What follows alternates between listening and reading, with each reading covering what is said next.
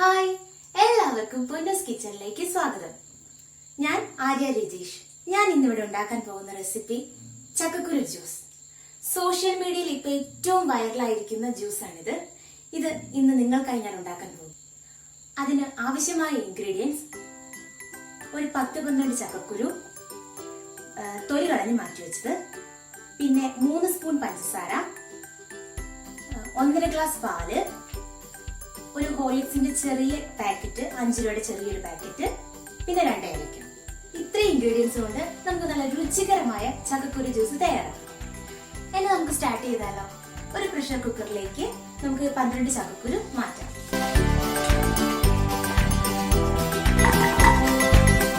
ഇനി ഇത് വേകാനുള്ള ആവശ്യമുള്ള വെള്ളം കൂടെ നമുക്ക് ഒഴിച്ചു കൊടുക്കാം.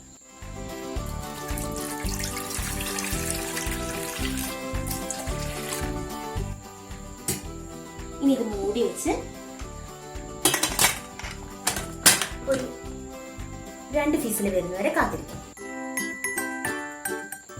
ഇത് വെന്ത് വരാനായിട്ട് എന്തായാലും കുറച്ച് സമയം പിടിക്കും. ഈ സമയം കൊണ്ട് ഞാൻ ഒരു പാട്ട് പാടിയാലോ? കദളി കൺകദളി ചെങ്കദളി പൂവേണു, കവിളിൽ പൂമധമുള്ളൊരു പെൺപൂവേണു പൂക്കാരാ. കദളി കൺകദളി ചെങ്കദളി പൂവേണു, കവിളിൽ പൂമധമുള്ളൊരു പെൺപൂവേണു പൂക്കാരാ.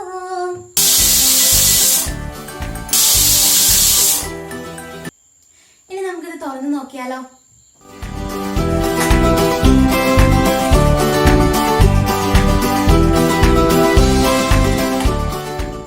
ആവശ്യത്തിന് വേവായിട്ടുണ്ട്. നമുക്കിനി ഇതൊന്ന് തണുക്കാൻ വെക്കണം. നമ്മുടെ ചക്കക്കുരു ആവശ്യത്തിന് തണുത്തിട്ടുണ്ട്. ഇനി നമുക്ക് ജ്യൂസ് അടിക്കാം. ആദ്യം ഒരു മിക്സിയുടെ ബൗൾ എടുത്ത് അതിലേക്ക് നമുക്ക് ഈ ചക്കക്കുരു മാറ്റി. ഇനി നമുക്കിതൊന്ന് അടിച്ചെടുക്കാം. നമ്മുടെ ചക്കക്കുരു നല്ലോണം ഉടഞ്ഞിട്ടുണ്ട്. ഇത്ര ഉടഞ്ഞാൽ മതി. ഇനി അരഞ്ഞു വന്ന ചക്കക്കുരുവിലേക്ക് നമുക്ക് ബാക്കി എല്ലാ ഇൻഗ്രീഡിയൻസും ചേർത്ത് കൊടുക്കാം. 1.5 ഗ്ലാസ് പാല് ചേർത്ത് കൊടുക്കാം.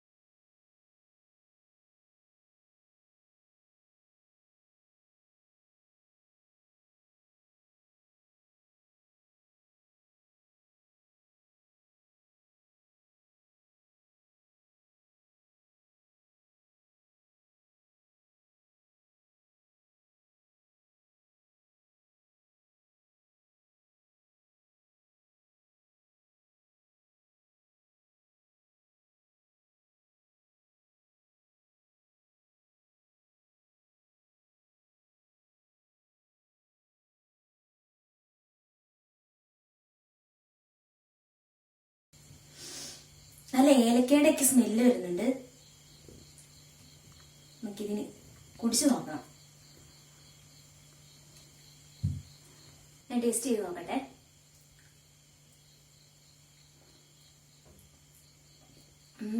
സൂപ്പർ ആയിട്ടുണ്ട്. ആ ഏലക്കയുടെയും ഹോർലിക്സിന്റെയും ചെറുതായിട്ടുള്ളൊരു മധുരവും. ഇതിപ്പോ ചക്കക്കുരു കൊണ്ടുള്ള ഒരു ജ്യൂസാണെന്നൊന്നും ആരും പറയല്ല. നമ്മുടെ വീട്ടിൽ ഗസ്റ്റ് ഒക്കെ വരുവാണെങ്കിൽ എന്തായാലും ഷുവറായിട്ട് നമുക്ക് ഉണ്ടാക്കും. ഒരു ബദാം മിൽക്കിന്റെ ഒക്കെ ഒരു ടേസ്റ്റ് ആണ് ഇതിന് കൂടുതലായിട്ട് ഉള്ളത്. അടിപൊളിയാ. എല്ലാരും എന്തായാലും വീട്ടിൽ ട്രൈ ചെയ്ത് നോക്കണം.